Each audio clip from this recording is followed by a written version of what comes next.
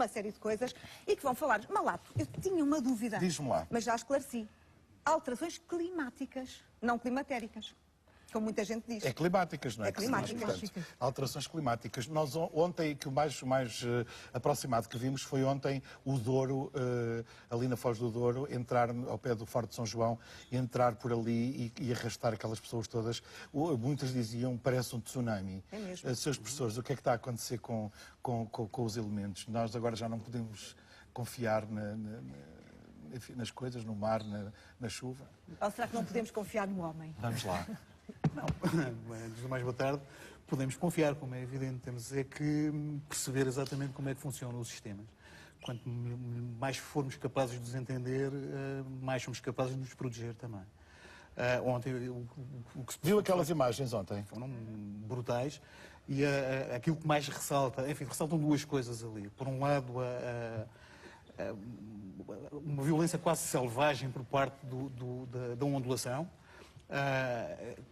Para quem estuda enfim, nem eu nem a minha colega Catarina, somos especificamente especialistas deste domínio. Mas nós estamos a falar de modo geral e daquilo que vimos. Quem estuda sistemas naturais não pode deixar de ficar maravilhado, desculpa o termo, que é mesmo esse, com aquele tipo de imagem. É mesmo maravilhado porque a força dos sistemas é brutal, mas isso por um lado. Por outro lado, para quem estuda risco, como é também o nosso caso, o que mais me espantou foi a sensação de falsa segurança que as pessoas têm quando se expõem naquele tipo de situação. E ainda por cima, tinha havido, segundo julgo saber, tinha havido um aviso para as pessoas não estarem por ali e de que o mar poderia estar realmente muito, muito alterado, mas as pessoas não quiseram saber. As pessoas convencem-se sempre, de alguma maneira, que o risco não lhes toca a elas, ou seja, que o conseguem controlar de alguma forma e em algumas circunstâncias como é aquela, de facto, muito rapidamente se perde o controle da situação e a diferença, o clique entre sobreviver ou não pode depender de um tropeção, em alguns casos.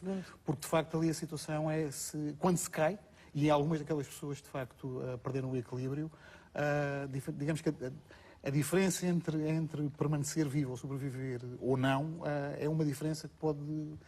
É muito pequenino, ou seja, há ali um limite muito, muito tenue e, de facto, nós não podemos evitar, ou não temos facilidade em evitar que a ondulação atinja 9, 10 metros, mais do que 10 metros, como sucedeu ontem. Agora, podemos não nos expor na zona de impacto dessa ondulação. Portanto, a solução... Mas nada disto acontece por acaso. Há uma razão. E o culpado, essencialmente, é o homem. Não é? Não? Oh, eu pensava que era o homem. Tu já querias acabar com o homem.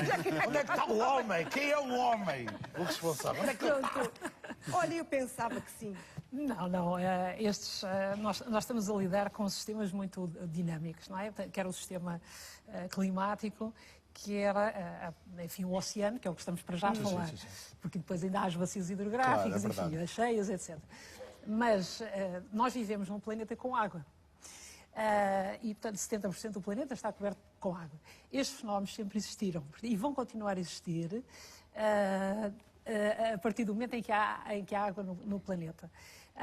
Nós, de facto, e temos que ter algum cuidado quando se ouve falar muito das alterações climáticas. Às vezes esse termo é abusivamente utilizado, porque uma alteração climática implica mudanças nas características do clima de uma determinada região. Bom, ou mudanças no clima à escala global. Estes fenómenos prendem-se com aquilo que corretamente se deve dizer a variabilidade climática. Portanto, nós aqui em Portugal vivemos, enfim, a maior parte do território no clima dito mediterrâneo. E esse clima, uma das suas características é a grande irregularidade das precipitações, fundamentalmente a temperatura menos. Mas isso nós chamamos de variabilidade climática, ou seja, nós podemos ter um conjunto de anos sequenciais, por exemplo, com características secas, seguidos por outros de características mais úmidas. E isso faz parte das características do próprio clima. Okay? Agora, até que ponto é que nós interferimos ou não com isso? Isso é um dos grandes debates digamos... Já porque é que eu disse isto, professora Catarina? porque nós há bocadinho estávamos a debater, não é, este tema, e entretanto falávamos que muitas vezes o homem construía em sítios muito próximos do isso é outra mar, coisa. travava ali uma série de... O problema é que isto é sempre outra coisa. Pois não é. Porque isso já É que é é o outra problema coisa. mesmo, sim. E outra coisa é um trabalho que os senhores fazem também, que é, de alguma maneira, olhando a história e olhando o que tem acontecido, conseguem, de alguma maneira, prever ou dar uma previsão do que é que pode acontecer. Essa previsão, por exemplo, ontem na Foz do Douro foi previsto previa-se que, pelas condições, que houvesse vagas muito grandes e, portanto, as pessoas não deveriam estar ali. Mas, por exemplo, as cheias na Madeira, prevê-se muita precipitação, mas não se prevê que essa precipitação, noutras circunstâncias, por exemplo, essa precipitação podia não ter feito o que fez, pergunto. Ou seja, para acontecerem estas catástrofes naturais é porque se reúnem, de repente, condições que não são de todo previsíveis, ou não? Não sei, posso dizer qualquer coisa? Diz tu. Igual?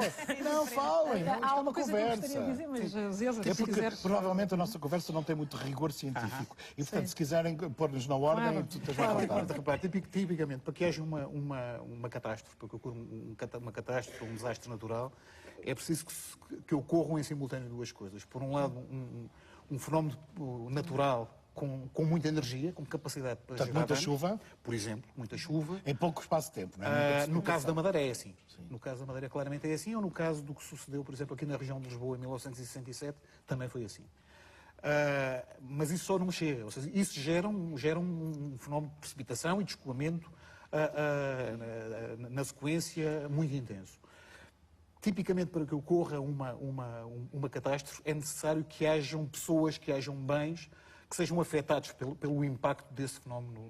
Ou seja, por exemplo, no caso, quando há mar perto, ou rios, que haja, por exemplo, maré alta, que tenha, por exemplo, havido um incêndio e que, portanto, as terras estejam, não tenham vegetação para segurar essa água, que as ribeiras não estejam limpas Claro. e, portanto, não é? Tudo isso concorre, não é Que não verdade? tenhamos, por exemplo, construção nos leitos de cheia. Aí está. Esse é um ponto, ou seja, no que diz respeito às consequências e às razões, se quisermos, antes das consequências, às razões das catástrofes naturais, do meu ponto de vista, enfim, eu acho que a Catarina subscreve isso também, as razões têm muito mais que ver com, até agora pelo menos, com utilizações desajustadas do território, nomeadamente, por exemplo, no que diz respeito às inundações e às cheias, no caso da construção, em leito de cheia, do que propriamente com as alterações climáticas. Sendo que as alterações climáticas, já agora aqui, um ponto, não é tirar-lhes importância. Agora, nós temos uma situação instalada nos territórios, nomeadamente no território português e particularmente nas áreas metropolitanas, que não é muito famosa do ponto de vista da exposição. Temos mais exposição do que aquela que seria desejável. Mas porquê? E se o clima muda... Porquê é que não é favorável? Quer dizer, nós já estamos a ver que É um algumas processo que é coisas já não histórico esse aí, conseguem ou ser tão seja, é muito complicado a retirar de um leito de cheia as construções que lá estão neste momento. Não há dinheiro para pagar isso. Claro. É possível mitigar o problema. Pois, e isso também não foi visto, não é? Em termos de ordenamento do território. Uns ainda não eram nascidos, eu por acaso vivi muito essa cheia. Eu também. Outros ouviram falar, outros nem sequer existiam, porque há aqui gente muito nova, e há ainda os outros que não vão conseguir esquecer. Vamos ver imagens de arquivo das cheias do nosso país em 1967. Na altura eu vivia em Alenquer, Paredes, Alenquer. Foi terrível esse dia. A quem manda um beijinho, há muitas pessoas que estão a ver de lá.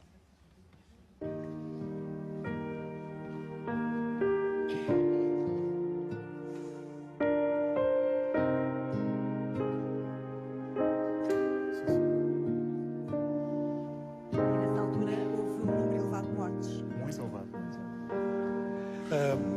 Ali em Alenquer era uma vila chamada Vila Presépio, tinha tem uma ribeira, um rio, e portanto aquilo foi enchendo e houve muitos mortos naquela zona. Em Oeiras também, eu não sei exatamente Em onde é que é. Oeiras, os meus avós tinham uma casa em Oeiras e a imagem que eu tenho é de realmente estar tudo alagado. Portanto, retirarem uma série de bens dentro das casas, porque estava tudo completamente alagado. Mas lá está, num curto espaço de tempo, durante uma noite, penso eu. Sim, nem chegou a ter 5 horas. 5, 6 horas. Esse fenómeno é possível ser previsto, não é? É previsível, a partir, portanto, das observações do Instituto meteorologia. É possível prever uma determinada intensidade da precipitação. Agora, nós aqui estamos a falar de fenómenos de cheias. Esta cheia em particular pertence à categoria das cheias rápidas, porque também há cheias lentas. Por exemplo, as cheias do Tejo, ali que se passam no Ribatejo, não são tão perigosas quanto estas. Porque elas vão enchendo, não é? Mais lentamente. Mais lentamente, e depois portanto, também há o caso das barragens, como é o caso do Rio Douro. O tipo de fenómeno, digamos, de tipo de tempo, mesmo tipo de precipitação é diferente nessas cheias do que o que provoca as cheias rápidas, não é? Por exemplo, aquilo que nós estamos a ter agora, portanto, são precipitações que não são muito intensas, mas que, se durarem várias semanas, podem originar as cheias, aliás, já estão a originar as cheias nos grandes rios. Inclusive, na véspera de Natal, já houve cheias em determinados sítios e não houve um forte período de chuva. Sim. Quando a precipitação atinge valores muito intensos, num curto espaço de tempo, então aí respondem as pequenas bacias. Por exemplo, a Ribeira da Alenquer, não é? É uma pequena bacia, é afluente do Tejo, e são essas pequenas bacias, não são os grandes rios, são as pequenas ribeiras que podem originar as cheias rápidas, porque são aquelas que podem ser afetadas praticamente em toda a sua extensão num curto espaço de tempo por precipitações muito intensas e, portanto, responderem muito rapidamente. Professor, no caso da Águeda, é claramente também um problema de construção, não é? A Águeda e outros sítios que vimos em que caíam aqueles muros, chamados muros de contenção, não é? Aquilo é tudo mal feito, não é? Digamos que muito bem feito não é, com certeza, porque senão não caía. As câmaras não têm um técnico, digamos, quer dizer, porque o PDM diz zona de construção, mas, por exemplo, isso foi muito discutido na Madeira, as ribeiras, o leito das ribeiras não é muitas vezes respeitado, não é? E quando aquilo de repente, aquela Laurisilva toda arde e depois de repente cai água, aquele sol não tem capacidade para reter água nenhuma. Não, tem todas as condições para gerar exatamente o que gerou em 2010, muito claramente, ou seja, não é uma surpresa. Digamos que o enquadramento natural da Madeira é propício à ocorrência, em termos naturais, daquilo que se chama na Madeira aluvião, que é na prática uma cheia rápida, com as características que a Catarina disse há pouco, e de facto há muita construção em locais desajustados, muito claramente, ou seja, não sobra espaço para que o escoamento de cheia daquelas ribeiras naqueles canais para que ele passe. E realmente se subiu de tal maneira a água que arrastou tudo. Ela tem que passar. Ou seja, quando pensamos numa situação de uma precipitação muito intensa, de muita quantidade de água caída num período de tempo muito curto, com declives muito acentuados, como ocorre na Madeira, a água tem que passar, não há forma de a conter. Portanto, a água tem que passar e vai à procura daquilo que é o seu trajeto mais natural.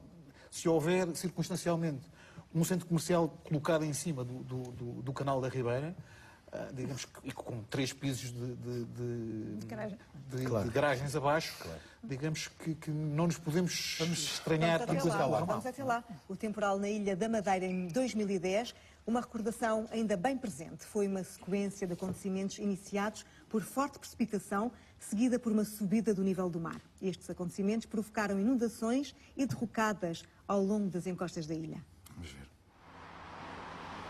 Este tem sido o cenário no último mês. Dezenas de máquinas e caminhões trabalham diariamente. Primeiro na contenção do deslizamento, depois na remoção de terras. Mas a obra está longe de terminar. Estamos a falar de um deslizamento de grandes dimensões, que tem origem num conjunto de aterros que somam 800 ou 900 mil metros cúbicos de material, que tem muito fraca qualidade, ou seja, é de facto muito instável. A Brisa não avança uma data para a reabertura total da CREL, que continua a ser uma prioridade. Para quem estava habituado a utilizar esta estrada, o transtorno tem sido enorme. Esta é a da CREL, já vimos que esta é a da CREL, não é? Portanto, a circulação foi interrompida. Isto é também, e já lá vamos à Madeira, aproveitamos, vemos esta e vamos comentar. Esta aqui é claramente uma intervenção humana que fez aquelas barreiras e que... Como é que viu aquilo, professor? Eu vi na noite em que ele ocorreu, porque estava lá. Pois, porque o senhor é responsável não é? De alguma maneira. Enfim, pelo deslizamento, não. Não. Ninguém pensa isso. Mas é responsável de alguma maneira por estas. Não, por estudá-los, sim. Por estudá-los, claro. É uma série Não, as de... catástrofes. Mas, digamos que o caso concreto deste deslizamento ou escorregamento que interferiu com a CREL em 2010, isto também é 2010. Esse ano, pelos vistos, foi um inverno terrível. chuvoso, ou seja, um inverno chuvoso não foi o único deslizamento que ocorreu na região de Lisboa, ocorreram muitos outros. Este teve várias particularidades. Por um lado foi o maior, dos que nós inventariámos nesse inverno, foi o maior que ocorreu. Essa foi a primeira singularidade do deslizamento. A segunda tem que ver com o prejuízo que provocou, digamos, diretamente interferindo na CREL e depois atrapalhando a vida de todos nós que trabalhamos na cidade de Lisboa. Eu lembrava-me na altura, com a minha equipa, estávamos a trabalhar, a dar apoio ao PDM das Caldas da Rainha, e eu, que moro em Massamá, para ir para as Caldas da Rainha, tinha que entrar em Lisboa porque as alternativas à CREL eram praticamente inexistentes. Portanto, é muito complicado, mas isso é um ponto que é interessante abordar quando se estuda risco, que são as consequências indiretas dos problemas, porque frequentemente nós temos, por exemplo, com este tipo de situação, são situações relativamente pontuais. Portanto, é num sítio que ocorreu um deslizamento, que interfere com uma via estruturante, com uma autoestrada fundamental numa área metropolitana, e as consequências e os custos indiretos associados a uma ocorrência destas. Mas acaso para dizer, mas ninguém viu isto. Ou seja, ninguém previu isto. Ninguém quando se fez a CREL é relativamente nova, não é? Ninguém previu que isto podia acontecer. O aterro é mais novo que a CREL. O aterro que se instabilizou ali, porque de facto essa é a terceira particularidade. A segunda particularidade é o facto de ter havido uma via que foi diretamente afetada e interrompida pela ocorrência do deslizamento. A terceira é que o que deslizou não é material natural. Ou seja, o que deslizou é um aterro, como é que é dizer isto? Que seguramente não estava suficientemente compactado e drenado para não se estabilizar como chuva. O costumam pôr aquelas pedras dentro de umas... Claro, essas aí são mais, digamos, é mais seguro, não é? Claro. Pergunto. Porque aquelas eram muito... Era um terreno muito pouco consolidado. Sem vegetação nenhuma. Não tinha nada. Não tinha nada. Muito bem, vamos então à Ilha da Madeira, 2010, vamos lembrar.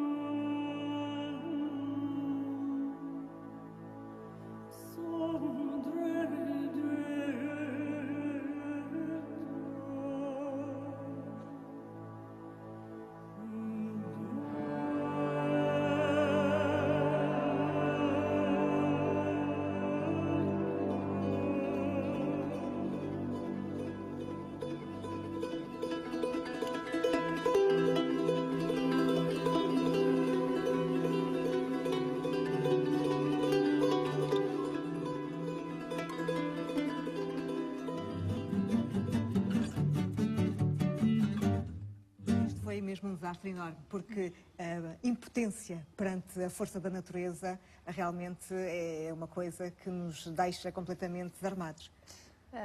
Sim, eu vi ali nas imagens, há ali uma coisa que não é, a memória às vezes é curta das pessoas. Há ali uma coisa que diz, choveu como nunca tinha chovido em Portugal. Não é verdade. Não é verdade. Por exemplo, nas cheias de 97, também cheias rápidas que varreram o Algarve, Alentejo, por exemplo, em Monchique choveu bastante mais ali do que na Madeira. Simplesmente faleceram menos pessoas, houve menos prejuízos, porque a tempestade varreu áreas que são praticamente despovoadas. Claro. Não é? Todo o Alentejo atravessou, entrou por Aljur e saiu perto de Badajoz. Portanto, matou 11 pessoas no Alentejo e 21 em Badajoz. A Madeira não, naturalmente, porque é uma ilha. A Madeira é para nós, portugueses, eu considero, do ponto de vista das cheias, o nosso grande desafio, até mais do que a área metropolitana de Lisboa. Porquê? Porque a Madeira tem tudo para ser uma área de risco relativamente a este fenómeno das cheias e dos deslizamentos também. E, portanto, devia ter tido, no caso do ordenamento do território, o dobro da prudência. Da prudência, exatamente. Exatamente. Porque a ilha tem, de 5 condições naturais, como estava a dizer o Zé, é uma ilha muito montanhosa, com vertentes muito declivosas, valos muito encaixados, e, portanto, em que muitas vezes as ribeiras sapam a base das vertentes e, portanto, desestabilizam essas próprias vertentes, que fornecem aquele material de grandes dimensões e que depois é transportado a ribeira abaixo e, portanto, tem um poder destruidor tremendo. E depois é uma ilha que é, enfim, muito densamente povoada, portanto a pressão sobre o território é muito grande. O stress, não é? Como diz aqui o stress. Eu não quero nada com isso agora. Eu não quero nada com isso. Não quero nada com isso, mas... Vamos para o Alentejo, que aí é mais... Exatamente, quer dizer, nós estamos a lidar com um território que é, de facto, tem muito densamente povoado, portanto a pressão sobre o território é muito grande. E depois não houve o cuidado para, como estava a dizer o Zé há bocado, quer dizer, nós temos, para ter uma catástrofe, precisamos ter as duas coisas. Precisamos ter um fenómeno perigoso, mas não é isso que mata as pessoas ou que pode dar os prejuízos. É as pessoas ou infraestruturas estarem nos sítios errados.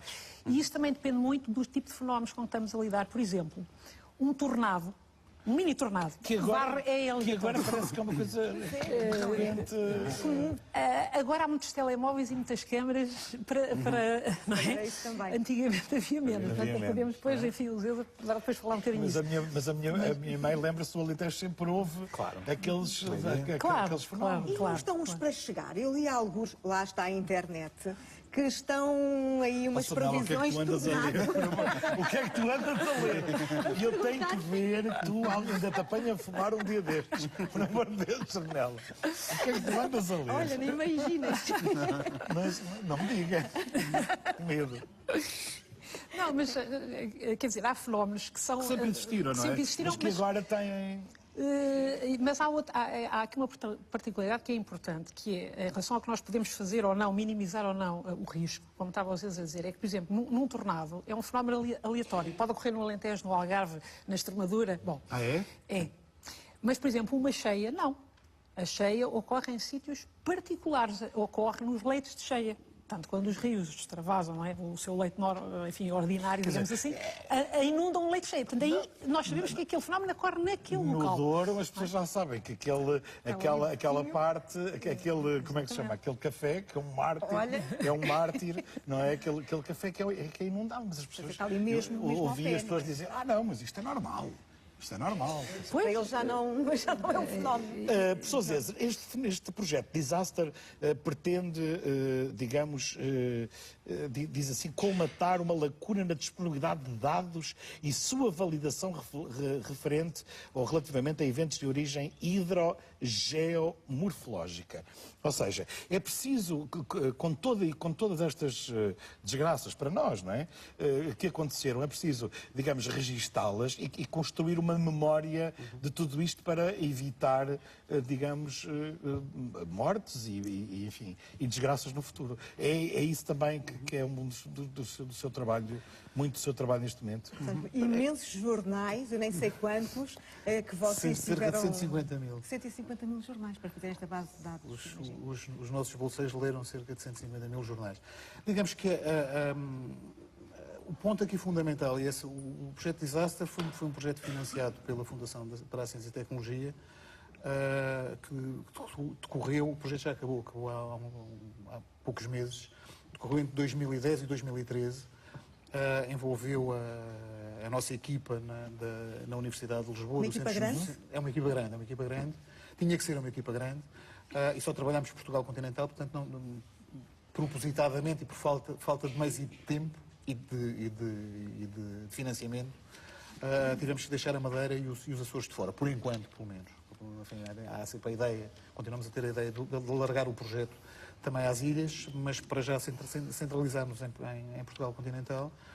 E o ponto é este, depois do projeto ter acabado, e de facto o projeto já acabou, nós neste momento estamos, enfim, já não temos a ser financiados para fazer esse projeto, mas continuamos a fazer a exploração dos dados, porque eles de facto são abundantes. Não é possível gerir uma coisa que não se conhece. Este é um ponto, claro, nomeadamente territórios e nomeadamente risco.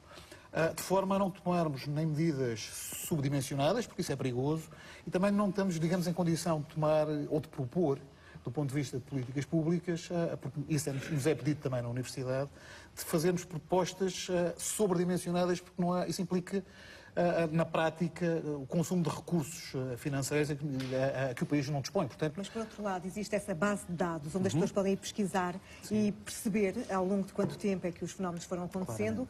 E quando é que vem para cima da casa dela? Não, exatamente, não podem saber, de resto já sucedeu perto da casa dela. Porque é preciso, aquilo que se dizia há bocadinho. O professor Zé dizia, se calhar é preciso, ou alguém dizia aqui, se calhar é preciso deitar abaixo, isso é difícil, e a professora dizia, como quem diz. Acha que devia haver intervenções no sentido, por exemplo, de deitar abaixo, por exemplo, aqui em Lisboa, diz-se que... O que é que tu vais deitar abaixo? Não vou.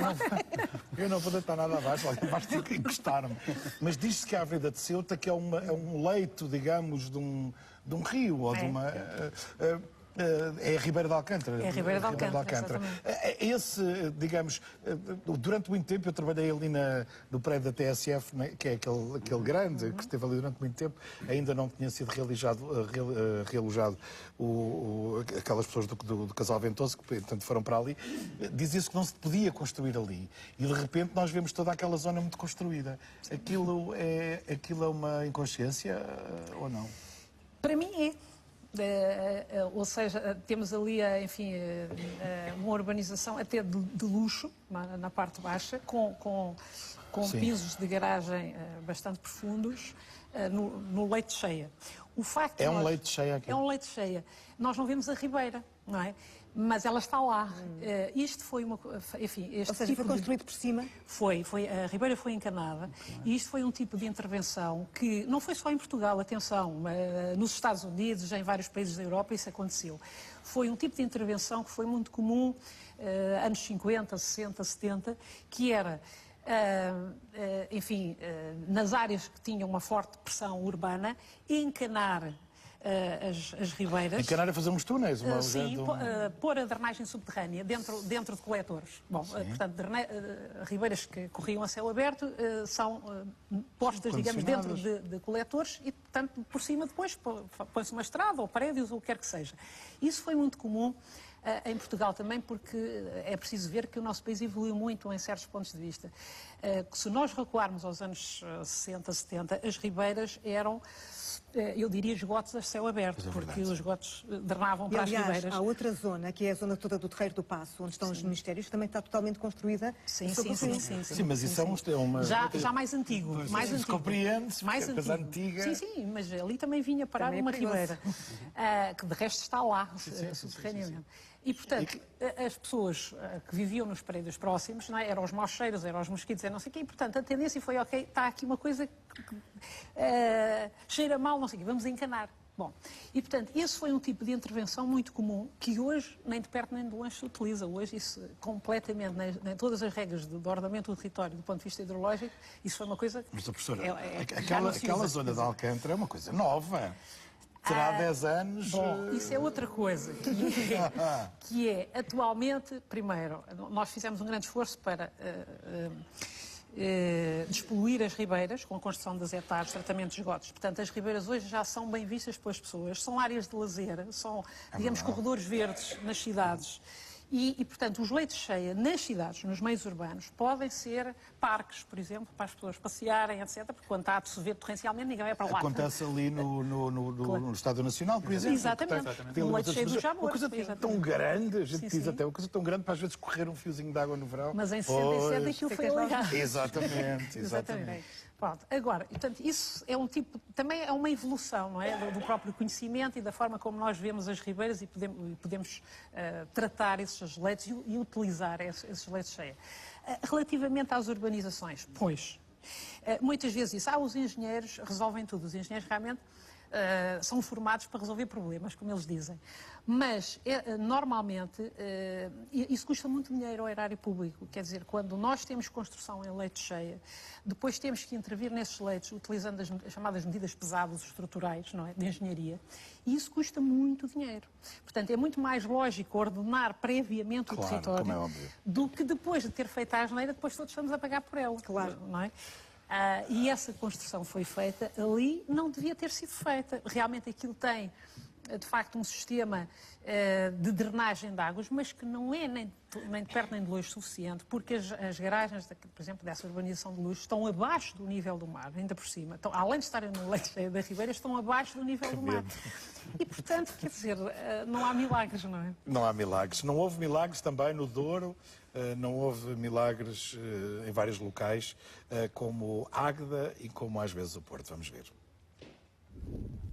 Fendas enormes na encosta da montanha, numa zona de plantação de vinhas, levaram a Proteção Civil a desalojar os 50 moradores deste bairro em Santa Marta de Penaguião. As terras estão encharcadas de água e a derrocada pode estar iminente. A salvo estão já os moradores do bairro.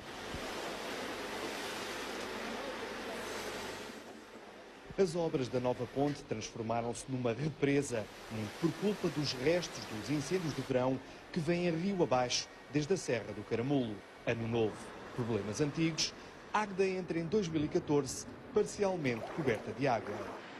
A tempestade juntou centenas de curiosos na Foz do Porto, tudo para fotografar a onda perfeita que ameaçava invadir a marginal. Cerca das 4 da tarde, a ondulação cresceu de intensidade e surpreendeu toda a gente. Um vídeo amador registra o momento em que duas ondas de 8 metros arrastam dezenas de automóveis, espalhando o pânico entre a multidão. 4 pessoas tiveram de ser assistidas pelo INEM. Nós já vimos estas imagens, estão muito presentes, nomeadamente as do Porto. Mas eu pergunto, apesar do que estivemos aqui a dizer, neste caso específico não houve nenhuma diferença, digo eu, ou seja, o Porto, a Foz do Douro sempre foi assim e nunca tinha acontecido isto. O que é que terá... O que é que mudou? O que é que mudou? Aquele assoreamento que foi feito naquela zona? Bom, vamos lá ver. Nós estamos a lidar com um território que tem muitos sistemas naturais a funcionar e que tem a sua dinâmica. E depois estamos nós também, como atores nesse território. Umas vezes intervimos bem, outras vezes intervimos mal. Por exemplo, a questão da Águeda foi muito falada. Da Águeda, sim. É preciso nós percebermos, por exemplo, que os incêndios têm tudo a ver com as cheias, não é? Parecem que são coisas distintas. Por aquela razão de que o Malata há pouco falou. Exatamente. Porque quando nós temos, enfim, grandes áreas ardidas com destruição da floresta, isto no verão, quando começam as chuvas, e se as chuvas têm alguma intensidade. Portanto, o que é que nós vamos ter? Vamos ter erosão dos solos, que estão completamente desprotegidos, porque a vegetação que os protegia, que os prendia, que até lhes deu origem, porque os solos também advêm da própria influência da vegetação. Ficam desprotegidos e, portanto, são arrastados ao longo das vertentes e vão parar às ribeiras e vão assorear as ribeiras. Isto quer dizer o quê? Claro.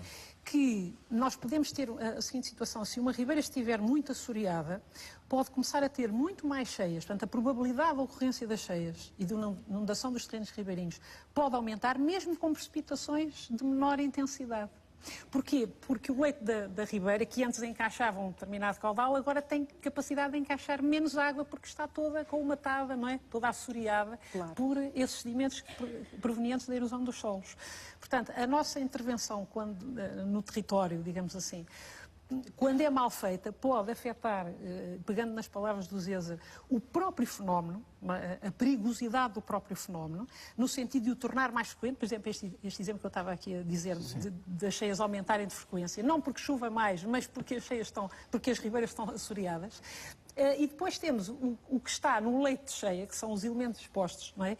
E se esse leito estiver bem ordenado, nós temos menos danos e, portanto, o risco é menor. Se estiverem lá, enfim, áreas comerciais, áreas habitadas, etc., o risco é maior. Nós temos tendência a dizer que são alterações climáticas, não é verdade? Eu queria dizer, é muito... Para apresentarmos o nosso convidado. É muito fácil para quem tem responsabilidades nesta matéria dizer assim, e agora são as alterações climáticas, estes fenómenos são muito mais frequentes. Isso é um lavar de responsabilidade. Porque, de facto, os grandes danos, quando nós vamos ver, é porque nós ordenamos mal o território. E não porque o gelo da Antártida está todo a derreter. Portanto, Malata, está aquilo que eu tinha dito no início, a culpa é do homem. Exatamente. Bom, e agora vamos apresentar o nosso convidado Gonçalo Vieira. Olá, Gonçalo, que é professor...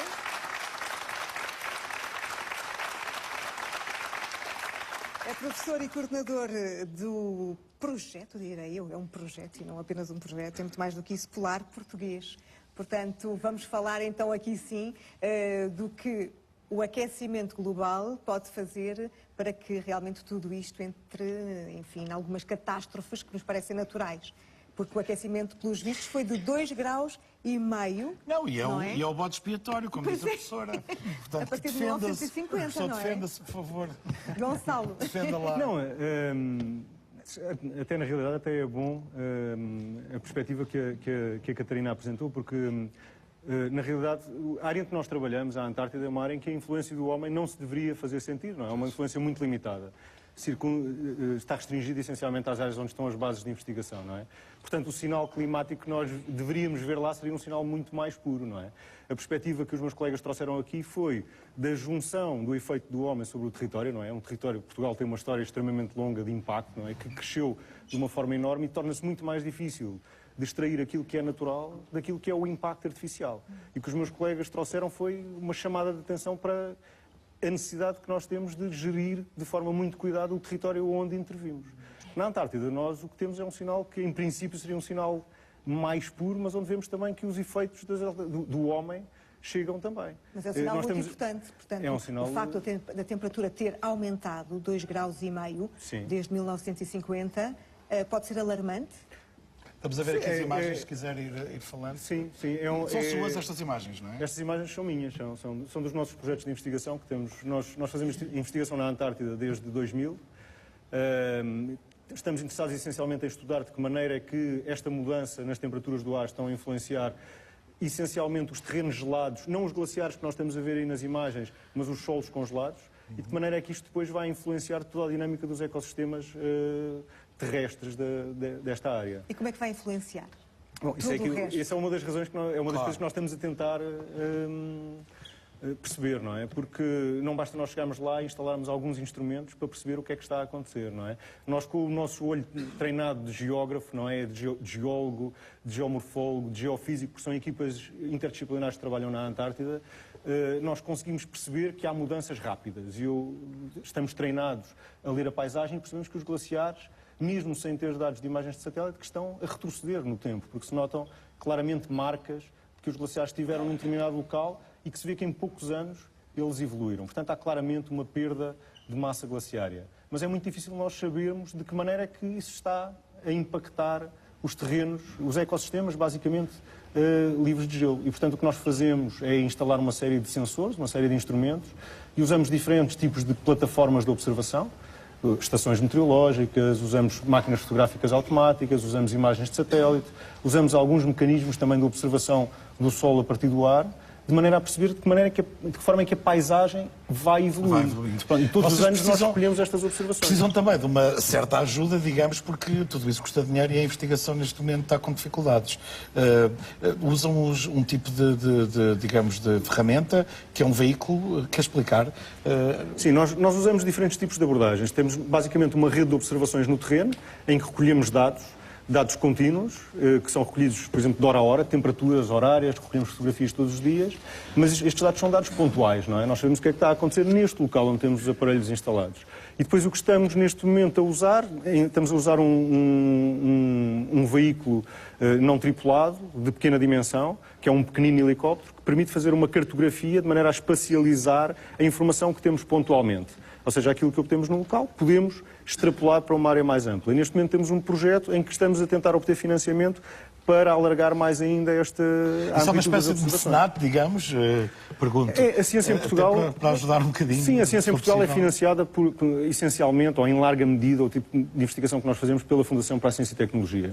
Em projetos que nós temos, são projetos muito competitivos, dos quais nós temos alguns, que até nos permitem aceder todos os anos à Antártida, mas... Vou lá em fevereiro. Vou agora em fevereiro, tenho uma equipe que sai, tenho estudantes meus de mestrado e doutoramento que saem agora, que vão para lá na quinta nem sexta-feira, portanto vai começar agora a campanha antártica, e o que nós estamos neste momento a promover é uma iniciativa de crowdfunding, que é uma iniciativa que está agora um pouco a surgir de forma alternativa, em que toda a gente pode contribuir para cofinanciar o projeto. E, portanto, o que nós Vamos temos... falar nisso diretamente para a Câmara, não achas? Sim, diga-me o quê? Porque eles assim dizem o que é que O que é que é preciso? Diga lá, Gonçalo. Muito bem, qual é que é? Aquela ali. O que é que necessitam? Nós temos um projeto que é o projeto 3D Antártida. Se forem procurar no Google, escreverem 3D Antártida, vão diretamente à página do projeto, está tudo explicadinho aquilo que nós pretendemos obter, e basicamente queremos comprar um veículo não tripulado, um avião de pequena dimensão, que vai permitir fazer uma cartografia do terreno, fotografias aéreas, e também fazer modelos tridimensionais do terreno, uma espécie de mapas topográficos que nos vão permitir ir muito mais além na investigação. Como é que podem financiar ou como é que podem ajudar? É possível. Lá diz. Há várias modalidades de pagamento, pode ir desde valores de 1 euro até valores muito mais altos. Nós precisamos de um total de 20 mil euros. E em função das várias modalidades de pagamento, por exemplo, se contribuírem com 25 euros, nós enviamos um postal assinado por toda a equipa diretamente da Antártida, portanto com um carimbo da Antártida. Se contribuírem com 50 euros, recebem isso mais uma t-shirt. Há também a possibilidade... Há a possibilidade Isto é espécie. Pagas os impostos, não te oferecem um carro. Ligue 760. Isto é, o país está assim. Maravilha. O país está...